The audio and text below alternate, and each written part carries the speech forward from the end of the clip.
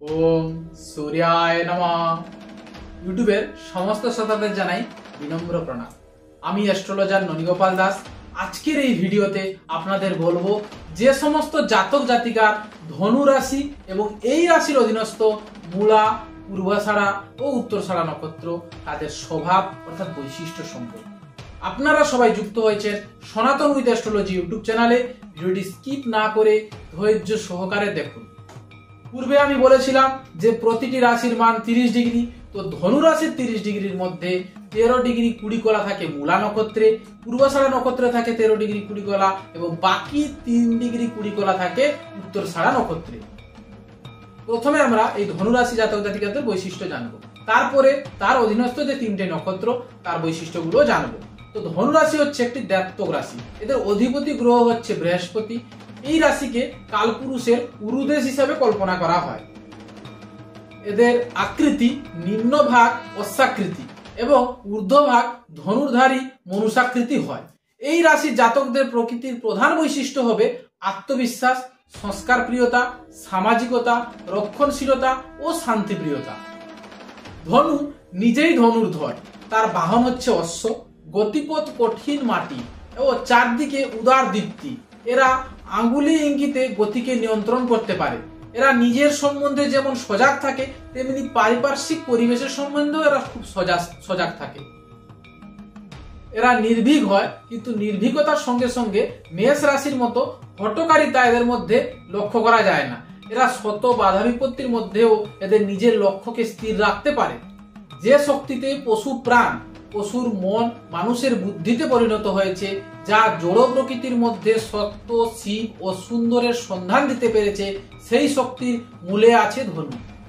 এই জন্য দেবগুরু বৃহস্পতিকে ধনু রাশির অধিপতিও বলা হয় এবং ধনু রাশিকে বৃহস্পতির মূল ত্রিকোণে বলে উল্লেখ করা হয়েছে।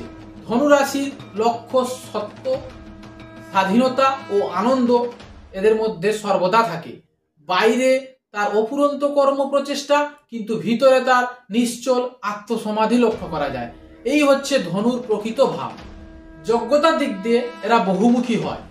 অর্থ, যশ ও ভাগ্য উন্নতি, বহু সুযোগ এদের জীবনে বারবার আসে।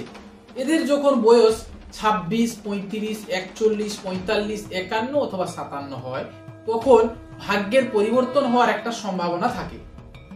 ধনুরাশি জাতকদের দাম্পত্য জীবন খুবই সুখের হয়, কিন্তু অনেক ক্ষেত্রে যদি রাশিগত মিল না থাকে তাহলে দাম্পত্য জীবন দুঃখের হয়। যে রমণীর রাশি ধনু, কুম্ভ, মীন, মেষ, সিংহ, কন্যা, তুলা কিংবা যার জন্ম মাস পৌষ, ফাল্গুন, চৈত্র, বৈশাখ, ভাদ্র, আশ্বিন অথবা অগ্রহায়ণ হয়, তাদের সঙ্গে যদি বিবাহ হয় তাহলে বিবাহিত জীবন খুবই সুখের হয়। স্বাস্থ্যের দিক থেকে এরা মোটামুটি সুস্থ। মূলত অর্জিন্য, হাঁপানি, বাত, অর্শ ও চক্ষুপীড়া এদের লক্ষ্য করা যায়। এবার আমরা এই ধনু রাশির অধীনস্থ যে 3টি নক্ষত্র তাদের বৈশিষ্ট্য জানব।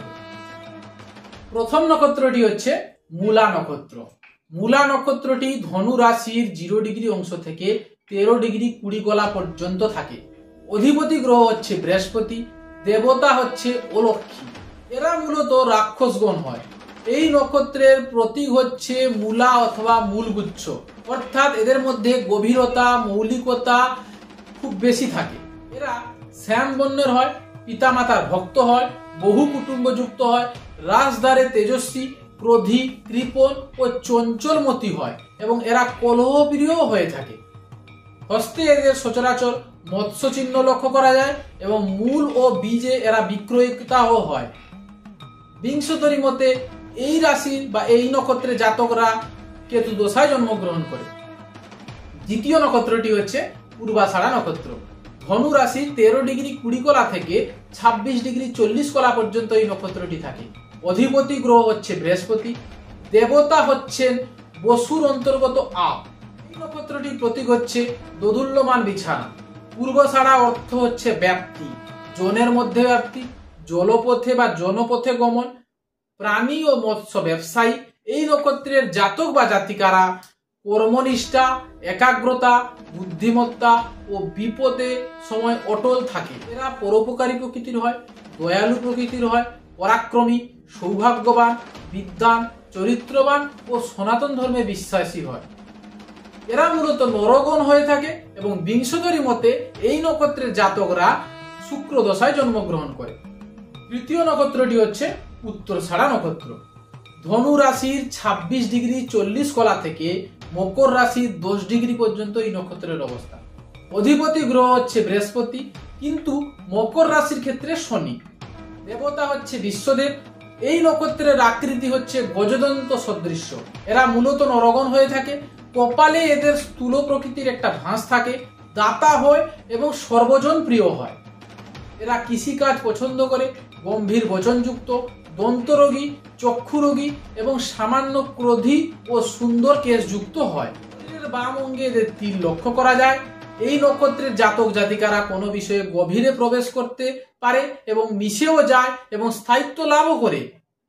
বিংশোদরী মতে এই নক্ষত্রের জাতকরা রবি দশায় জন্মগ্রহণ করে। এই ভিডিওতে আমি ধনু রাশি এবং ধনু রাশির যে অধীনস্থ 3টি নক্ষত্র তার সম্পর্কে বললাম। যদি ভিডিওটি ভালো লাগে থাকে ভিডিওটিকে অবশ্যই লাইক করবেন। চ্যানেলটির পাশে থাকার জন্য চ্যানেলটিকে সাবস্ক্রাইব করতে ভুলবেন না। বন্ধুদের কাছে অবশ্যই ভিডিওটিকে শেয়ার করবেন। ভালো থাকবেন। নমস্কার।